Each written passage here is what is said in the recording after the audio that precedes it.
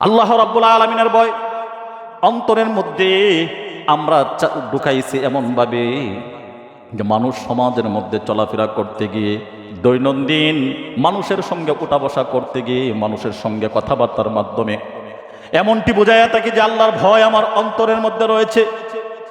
কিন্তু বাস্তবিকতা হলো, যখন আল্লাহ রাব্বুল আলামিনের ডাক চলে আসে, তখন কিন্তু আল্লাহ তাআলার ভয় আপনার আমার অন্তরের মধ্যে কাজ করে না। এজন্য আল্লাহ রাব্বুল আলামিন বলেন, ওয়ালিমান খাফা মাকাম রাব্বিহি জান্নাতান। রব্বুল আলামিন ডাক দিয়ে বলেন, হে আদম সন্তান, যারা পরজগতে বিশ্বাসী, তোমার আবার জীবিত করা হবে, হাসর নাসর হবে, তোমার বিচার হবে, হয় তুমি জান্নাতি হবে, না হয় তুমি জাহান্নামী হবা। আল্লাহ বলেন, এই দিনের কথা আমি আল্লাহর প্রতি যার অন্তরের মধ্যে ভয় রয়েছে, আমি আল্লাহ ওয়াদা করেছি কিয়ামতের ময়দানে ওই বান্দাকে দুইটি জান্নাতের মালিকানা দান করে দেব। চিৎকার মেরে বলি সুবহানাল্লাহ। মুসলমান প্রিয় কলিজার বন্ধুরা, আমার দিলের কান দিয়া কথাগুলো বুঝবেন। আল্লাহর ভয় যদি অন্তরের মধ্যে রাখতে পারি ভাই, যাবতীয় গুনাহ থেকে বাঁচা সম্ভব। আল্লাহ তাআলার ভয় যদি কলবের মধ্যে রাখা যায়, যতই রকমারি আইটেমের গুনার সুযোগ আসুক না কেন, ওই ব্যক্তি কখনো গুনায় নিমজ্জিত হবে না, গুনায় লিপ্ত হওয়ার মতন দুঃসাহস করবে না। কারণ কেন? একমাত্র দুনিয়ার যাবতীয় সব তন্ত্রমন্ত্র পরিহার করে গুনাহ থেকে বাঁচাইবার মূল মন্ত্র হিসাবে মেডিসিনের কাজ করে থাকে আল্লাহর ভয়। এজন্য আল্লাহ রাব্বুল আলামিন এই জমিনের মধ্যে একাধিকবার বারংবার হাজারো ঘটনা আল্লাহ তাআলা স্থাপন করেছেন, তৈরি করেছেন। রে বান্দা দেখো, তাকাও, তোমারই মতো রক্তে মাংসে তৈরি মানুষ, সেও আল্লাহর ভয় অন্তরে ঢুকানোর কারণে আমি আল্লাহ তাকে কিভাবে রক্ষা করেছি, হেফাজত করেছি। ও মুসলমান, পয়গম্বর ইউসুফ আলাইহিস সালাতু ওয়াস সালামের কথা তো আমাদের সকলেরই জানা রয়েছে। পয়গম্বর ইউসুফ আলাইহিস সালামকে যখন প্রেমের প্রস্তাব দেওয়া হলো জুলেখার কাছ থেকে, সেই পয়গম্বর আল্লাহর ভয় অন্তরের মধ্যে দেখাইলেন আর স্পষ্ট পরিষ্কার ভাষায় বলে দিলেন, না না, গুনাহ করা যাবে না।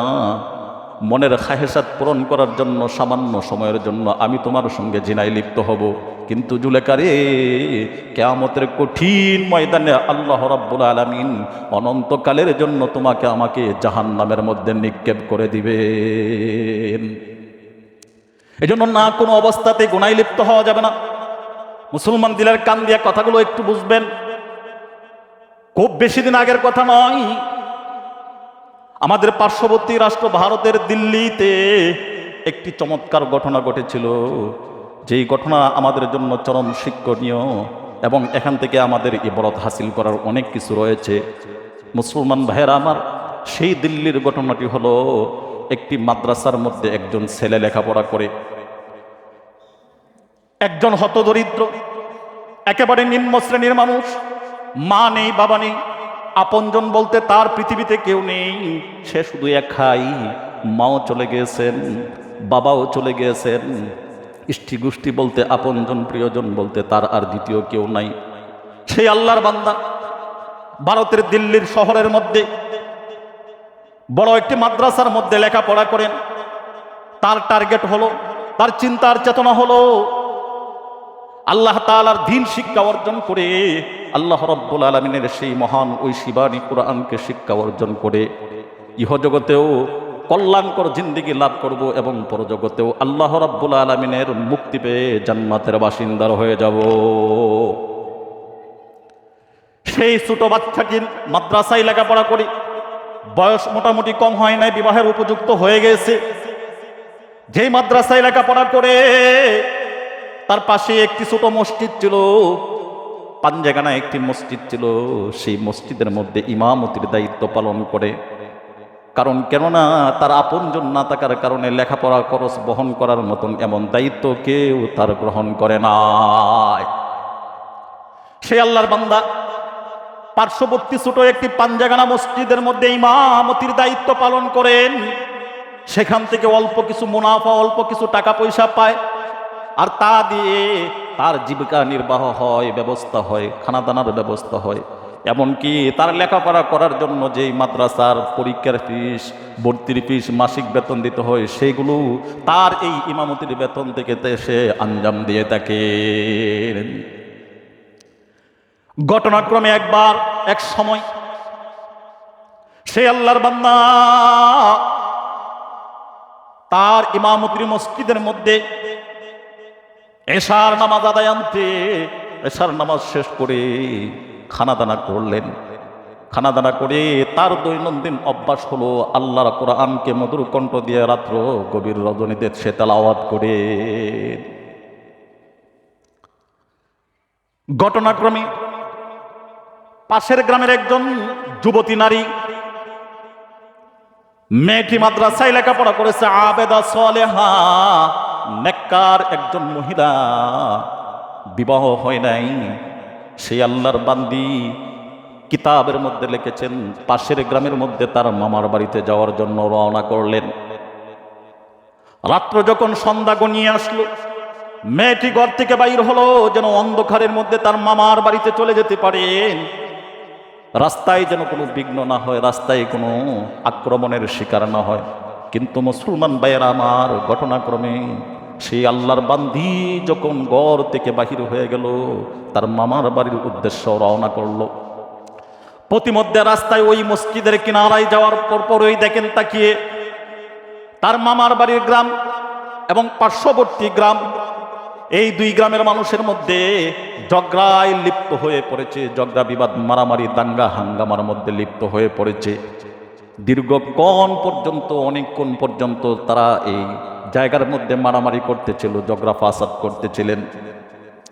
আল্লাহর বান্দি আবার চিন্তা করলেন, আমি যদি এই ঝগড়ার মাঝখানে চলে যাই, রাস্তা তো আর বিকল্প কোনো নাই, একটি মাত্র রাস্তাই। এবার এই রাস্তা দিয়ে যদি আমার মামার বাড়িতে যাওয়ার জন্য আমি হাঁটতে শুরু করি, পার্শ্ববর্তী গ্রাম যদি মনে করে ওই গ্রামের তার মামার বাড়ি, এই মহিলাটি ওই গ্রামের আত্মীয়, আমার উপরে যদি আক্রমণ করে বিনিময়ে আমার ইজ্জত চলে যাবে, আমি ক্ষতিগ্রস্ত হয়ে যাব, মানুষের কাছে লাঞ্ছিত হয়ে যাব। সেই আতঙ্ক আর ভয় ভিতরে কাজ করতে শুরু করলো। মেয়েটি আর আগায় না, এখানে দাঁড়িয়ে রইলেন, দীর্ঘক্ষণ পর্যন্ত দাঁড়াইলেন। এশার নামাজের আজান হয়ে গেল।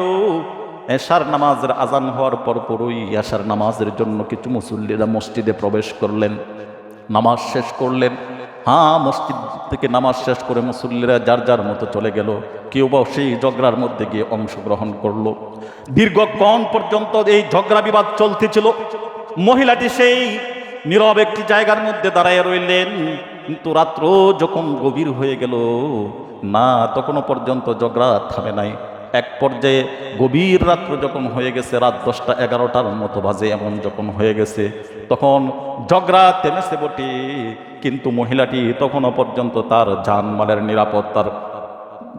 জানমালের নিরাপত্তা এখনো পর্যন্ত সে আশ্বাস করতে পারে না। এবার মহিলাটি, এই মেয়েটি কি করবে ভাবতেছে। এত গভীর রজনী, না জানি কোথাও কোনো মানুষ রাস্তার কিনারায় লুকিয়ে রয়েছে, আর যদি আমি সেই রাস্তা দিয়ে যাই, না জানি আমার উপর আক্রমণ করে, এতে করে তো আমার ইজ্জত, মান, সম্মান সব ধুলোর সাথে মিশে যাবে। কি করা যায়, কি করা যায়, মহিলা ভাবতে শুরু করলেন। একটা পর্যায়ে মহিলাটি একটু দূরে তাকায়া দেখেন, ছোট একটি কুঁড়ে ঘরের মতো দেখা যায়, আর সেই ঘরের মধ্যে একটা মোমবাতির আগুন জ্বলতেছে। আগুন দেখা যায়। মহিলাটি সেই আগুনটাকে মার্ক করলেন। মার্ক করে মহিলা আস্তে আস্তে হাঁটি হাঁটি পা পা করে সেই ঘরের দিকে অগ্রসর হতে শুরু করলেন। ও মুসলমান, দিলের কান দিয়া কথাগুলো বুঝবেন। আমি যে বুঝাইতে চাইলাম, একমাত্র আল্লাহর ভয় মানুষকে যতটুকু রদবদল করতে পারে, পরিবর্তন করতে পারে, দুনিয়ার অন্য কোনো তন্ত্র মন্ত্র দিয়া একটা মানুষকে ততটুকু পরিবর্তন করা যায় না। একমাত্র আল্লাহর ভয়ই পারে মানুষকে পরিবর্তন করতে।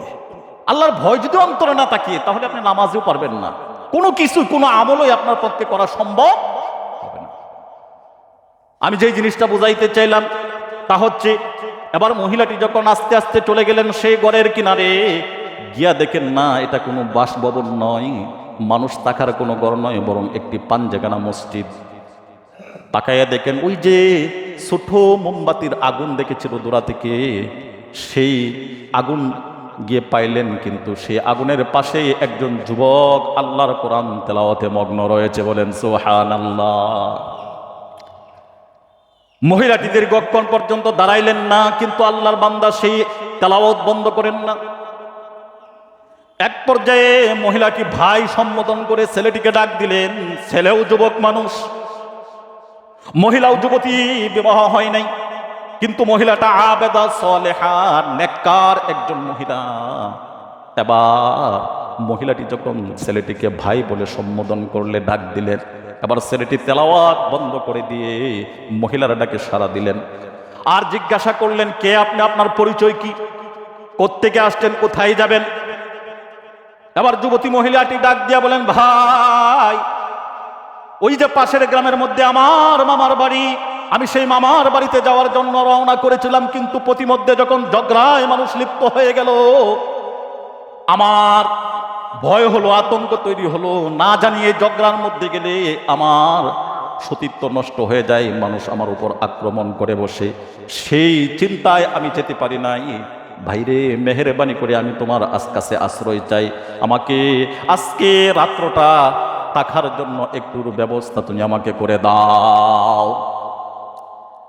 যুবকটি বলতেছেন, বোন আমার, এই যে ঘর দেখতেছো, এটা তো কোনো বাসভবন নয়, বরং এটা একটি মসজিদ। কিভাবে আমি তোমাকে সেই মসজিদের মধ্যে আশ্রয় দিতে পারি? আমি পাশে একটি মাদ্রাসায় লেখাপড়া করি, এই মসজিদ থেকে অল্প কিছু টাকা পাই, এই টাকা দিয়ে আমার জীবিকা চলে, এই টাকা দিয়ে আমার লেখাপড়ার খরচ চলে। বোন রে, আমি যদি তোমাকে জায়গা দেই, আর যদি সকাল অথবা রাত্রে কোনো মুসল্লি বা গ্রামের কোনো মানুষ যদি দেখে যে আমি মসজিদের মধ্যে এই মহিলাকে আশ্রয় দিয়েছি, তাহলে তো আর আমার ইমামতির চাকরি থাকবে না। অনেক পেরাপেরি করার পরেও কিন্তু মহিলাটি নাচুরবান্দি, সে কোনো অবস্থাতে হাল ছাড়তে রাজি নয়। সে অনেক কাকুতি মিনতি করে বলতেছে, হে যুবক ভাই, আজ যদি তোমার একজন আপন বোন হতো, তাহলে তুমি কি করতা? মহিলাটি যখন ইমোশনাল কিছু কথা ওই যুবকটাকে লক্ষ্য করে উদ্দেশ্য করে বলতে শুরু করলেন, এবার যুবক বাধ্য হয়ে গেল। আর যুবকটি বলতেছিলেন, বোন রে, ঠিক আছে, কোনো সমস্যা নাই, আমি তোমাকে আশ্রয় দেব, কিন্তু কথা হলো ফজরের আজানের আগে তুমি আমার এখান থেকে চলে যেতে হবে।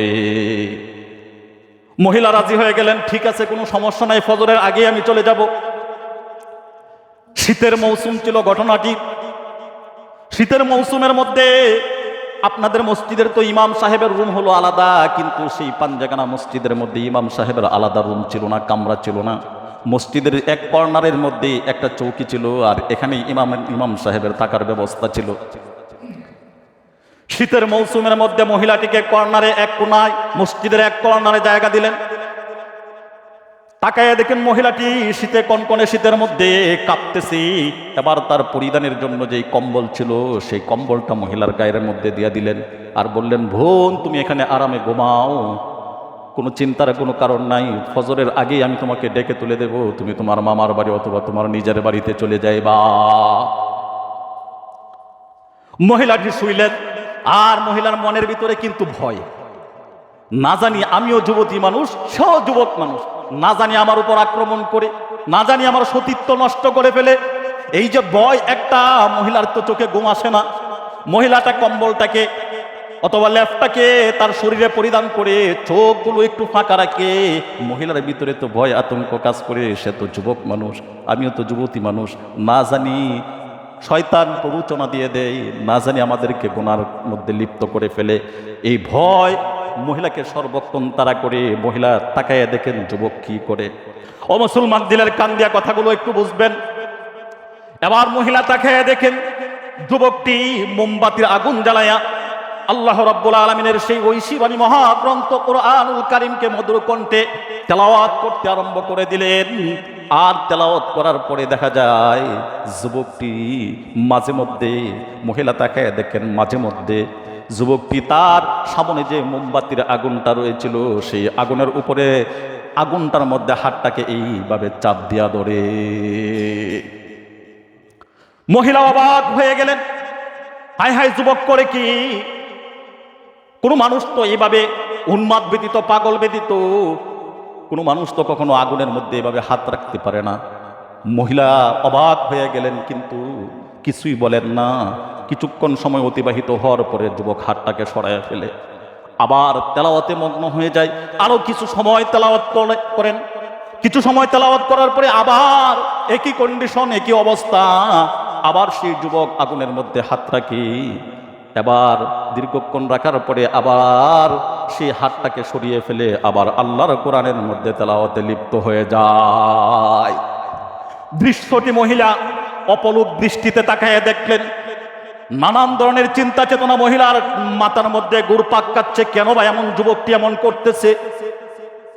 এক পর্যায়ে রাত্র যখন ফজরের নিকটবর্তী হয়ে গেল, যুবক এবার তেলাওয়াত বন্ধ করে দিলে। সারা রাত্র তেলাওয়াত করতেছিলেন আর এমনটি করতেছিলেন। যুবক 1 মিনিটের জন্য ঘুমায় নাই। এবার ফজরের আজানের নিকটবর্তী সময়ের মধ্যে মহিলাকে যে ডাক দিলেন, ভঙ্গ উঠো, তোমার প্রতিশ্রুতি অনুযায়ী, ওয়াদা অনুযায়ী তোমার যাওয়ার সময় হয়ে গেছে, চলে যাও তুমি তোমার বাড়িতে। এবার মহিলাটি ডাক দিয়ে বলেন, হে যুবক ভাই, আমি তো আমার বাড়িতে যাব, আমার কোনো আপত্তি নাই, কিন্তু আমার একটা প্রশ্ন আছে। বলে কি? হ্যাঁ বলো, তোমার প্রশ্ন কি বলো। যে প্রশ্নটা হলো, রাত্রে আমি 1 মিনিটের জন্য আমি ঘুমাই নাই, তোমার সঙ্গে দেখলাম তুমি এমনটি করেছো। কখনো কখনো মাঝে মধ্যে তেলাওয়াত করো, আবার কখনো কখনো তোমার হাতটাকে সামনে রাখা সেই মোমবাতির আগুনের মধ্যে চেপে ধরো। ভাইরে, এই ঘটনাটা কেমন করলা, এমনটি তুমি কেন করলা, এই জিনিসটা আমাকে একটু পরিষ্কার করে বুঝিয়ে বলে দাও। যুবক ডাক দিয়ে বলেন, না বোন, এটা ব্যক্তিগত ব্যাপার, আমার ব্যক্তিগত কোনো বিষয়ে তুমি হস্তক্ষেপ করতে পারো না। আমার এই ব্যক্তিগত বিষয়ে আমি তোমার কাছে বলতে রাজি নয়। যুবতী বড় নাচুর বান্দি, সে আল্লাহর বান্দিও মানতে রাজি নয়। আল্লাহর বান্দি ডাক দিয়ে বলেন, ভাই, যদি তুমি এই কারণটা রহস্যটা যদি তুমি পরিষ্কার করে আমাকে না বলো, আমিও 1 কদম এই মসজিদ থেকে সরব না। মানে কায়দায় আটকে নিছে। বলতেছে, এই রাত্রে যে ঘটনা হয়েছে, এই ঘটনার যদি খোলাসা পরিষ্কার তুমি না করো, আমি এখান থেকে যাব না। মানে হলো এই, আমি যদি এখান থেকে না যাই তাহলে তোমার চাকরিও থাকবে না। চাকরি যদি না থাকে তাহলে তোমার এই পড়ালেখার খরচ যাবতীয় টোটাল সব বন্ধ হয়ে যাবে, তোমার জীবন নষ্ট হয়ে যাবে। খুব দিলের কান দিয়া কথাগুলো বুঝবেন। এবার সে আল্লাহর বান্দা যুবক সন্তান চোখের পানি ফেলে দিয়ে মহিলাকে ডাক দিয়ে বড় বেকায়দায় পড়ে গেল। এবার মহিলাকে ডাক দিয়া বলতেছেন, বোন আমার শোনো, রাত্রে যখন তুমি আমার এই মসজিদের মধ্যে চলে আসলা, আমি যখন তোমাকে আশ্রয় দিলাম, আশ্রয় দেওয়ার পরে আমি যখন তেলাওয়াতের মধ্যে বসে গেলাম, এমত অবস্থায় শয়তান আমাকে এসে প্ররোচনা দেয়, শয়তান আমাকে ধোঁকা দেয়। কে জানি আমার কানের মধ্যে এসে আওয়াজ দিয়ে বলতেছে, রে যুবক, তুমিও যুবক মানুষ, মহিলাও যুবতী মানুষ, মহিলা তোমার সঙ্গে সঙ্গম করতে চায়, মহিলা তোমার সঙ্গে মেলামেশা করতে চায়, কিন্তু মহিলা লজ্জায় বলতে পারে না। যুবক রে, যাও যাও, এমন সুবর্ণ সুযোগ হেলায় নষ্ট করো না, এমন সুযোগ আর জিন্দেগিতে কোনোদিন তুমি পাইবা না। কে জানে আমার কানের মধ্যে অদৃশ্য থেকে এভাবে দুঃখা দেয়, আওয়াজ দেয়, বলে, যুবক যাও, জীবনে এমন সুবর্ণ সুযোগ পাইবা না, এমন সুন্দরী নারী আর কখনো পাইবা না। যাও রে যুবক, যাও যাও যাও, মহিলার সঙ্গে তুমি একবার তোমার এই সুযোগটা তুমি কাজে লাগাইয়া দাও। ও বোন আমার, এইভাবে যখন শয়তান আমাকে ধোঁকা দেয়, শয়তান আমাকে ধোঁকা দেয়, আমি নিজেকে আত্মরক্ষার জন্য, নিজেকে বাঁচানোর জন্য তখন আমার চিন্তা পড়ে গেল আল্লাহর কোরআনের প্রতি। আল্লাহর বান্দা সেই যুবক ডাক দিয়ে বলেন, আমার ভিতরে ভয় তৈরি হয়ে গেল, ভয় সঞ্চার হয়ে গেল। এই যুবক, তুমি যে মহিলা সঙ্গে তুমি অবৈধ সম্পর্ক স্থাপন করার জন্য যে চিন্তা আর চেতনা তুমি ভিতরের মধ্যে লালন করতেছো, রে যুবক, মনকে বুঝাইলাম, তাহলে মৃত্যুর পরজগতে তো আল্লাহ তোমাকে জাহান্নামের আগুনের মধ্যে পোড়াইবে, জাহান্নামের আগুনের মধ্যে তোমাকে জ্বালাইবে। মনকে বুঝাইলাম, মন, দুনিয়ার আগুন তো তোমার সামনে রয়েছে, দেখো না একবার একটু পরীক্ষা করে, দেখো না একটা বারের জন্য তুমি পরীক্ষা করে। জাহান্নামের আগুন তো সে বড় নিদারুণ আগুন, জাহান্নামের আগুন তো বড় ভয়ঙ্কর আগুন। 1 মিনিটের জাহান্নামের আগুনের সহ্য করার ক্ষমতা পৃথিবীর কোনো মানুষের নাই। যুবক বলে ডাক দিয়া, বোন আমার, মনকে স্থির করলাম, মনকে প্রশ্ন করলাম, এ জাহান্নামের আগুনে তুমি তো জ্বলবা, তার আগে একবার দুনিয়ার আগুনের মধ্যে তুমি একটু পরীক্ষা করে দেখো না, দুনিয়ার আগুনটা তুমি সহ্য করতে পারো কিনা। দুনিয়ার আগুন যদি সহ্য করতে পারো তাহলে ওই মহিলার সঙ্গে গুনায় লিপ্ত হয়ে যাও। এবার এই পরীক্ষার জন্য আগুনের মধ্যে আমার হাতটাকে রাখলাম, কিন্তু দেখলাম না না, কোনো অবস্থাতেই দুনিয়ার আগুনটা আমি সহ্য করতে পারি না। সুবহানাল্লাহ। দুনিয়ার আগুন সহ্য করতে পারি না। এবার মনকে বুঝাইলাম, এ মন, তুমি যদি যুবক এই যুবতীর সঙ্গে গিয়ে জিনায় লিপ্ত হয়ে যাও, গুনায় লিপ্ত হয়ে যাও, তাহলে জাহান্নামের আগুনে পোড়াইবে তোমাকে। জাহান্নামের আগুন তো বড় নিদারুণ, ওইটার প্রয়োজন নাই, দুনিয়ার আগুনের মধ্যে তোমার ইমানের পরীক্ষা দিয়া দাও। মুসলমান ভাইয়েরা আমার, এই ঘটনা আমি এখানে আপনাদের সামনে বলার মূল উদ্দেশ্য হলো, আল্লাহ রাব্বুল আলামিন বলেন, ওয়ালিমান খাফা মাকামা রাব্বিহি জান্নাতান। আল্লাহ তাআলা বলেন, যাদের অন্তরের মধ্যে আমি আল্লাহর ভয় রয়েছে পরকালের জন্য, পরকালের প্রতি ভয় রয়েছে, আল্লাহ বলেন তাদেরকে আমি দুইটি জান্নাতের মালিকানা দান করে দেব। চিৎকার মেরে বলেন সুবহানাল্লাহ। এখন প্রশ্ন হলো, আল্লাহ তাআলার ভয় অন্তরের মধ্যে রাখতে পারলাম কিনা? এ ভাই, আল্লাহ তাআলার ভয় যুবকের অন্তরের মধ্যে রাখার কারণে কত বড় গুনাহ থেকে, কত বড় অপরাধ থেকে আল্লাহ তাআলা তাকে হেফাজত করেছেন। হাজারো বিপদ, হাজারো মুসিবত আপনার আমার সামনে আসতে পারে, হাজারো গুনার রাস্তা আপনার আমার সামনে আসতে পারে, কিন্তু যদি আল্লাহ তাআলার ভয় অন্তরের মধ্যে না রাখেন, মনে রাখবেন, আল্লাহর কসম করে বলতে পারি, গুনাহ থেকে আপনি কখনো বাঁচা সম্ভব হবে না। মানে এক একটা জিনিস একটার সাথে আর একটা অঙ্গাঅঙ্গি ভাবে জড়িত। আপনি ইচ্ছে করলেই এককভাবে কোনো একটা জিনিস আপনি তৈরিও করতে পারবেন না। অবশ্যই এই জিনিসটাকে তৈরি করার জন্য কোনো না কোনো বস্তুর আরেকটি অন্য বস্তুর সাহায্যের প্রয়োজন হবে। কথায় কথায় আপনার মনে করেন, এই মাইক্রোফোনটা যে তৈরি করছে, এটা কি বানাইতে যে কোনো মেশিন বা কোনো কিছুর সাহায্যের প্রয়োজন পড়ে কি পড়ে নাই?